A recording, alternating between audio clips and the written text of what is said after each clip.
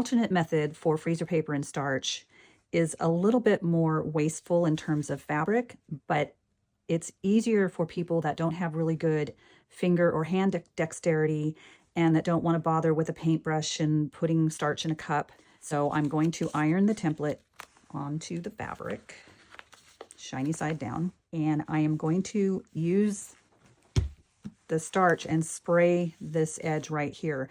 I'm going to try to keep the spray on the fabric and not so much on the template, so I can use my hand to just sort of cover the paper side of the template. And I'm going to use my hand again to take that fabric and push it along the edge of my template, and then the iron is going to press it into place. So I'm taking my hand or my fingers and grabbing that fabric and pulling it into the middle and making sure it's nice and snug against the edge of the template. And the iron, you'll notice, is staying along the edge. I'm not pressing into the middle. I want to keep it right here along the edge. And you can see how it sort of just gathers right there, and that's good. And you want to make sure, especially at these points, that you're bringing that fabric all the way to the tip of the point. Now we're going to take our scissors and trim this away. You know, this is not as pretty of a raw edge here, but it doesn't matter. And I can just take that. So there's that side. And now we're going to do the same thing on the other side. So again, I'm going to spray the edge. I'm going to place the tip of my finger right here along the edge, just to make sure I'm getting it down at the tip.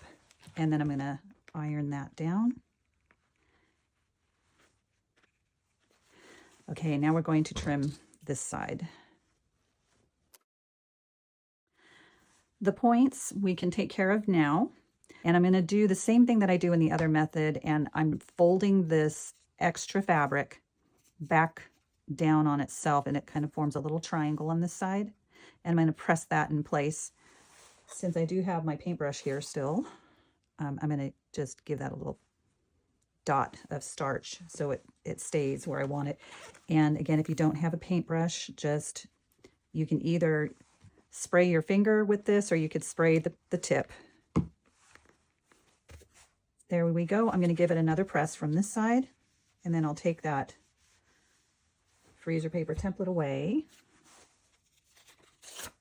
and my shape is ready to be appliqued in place.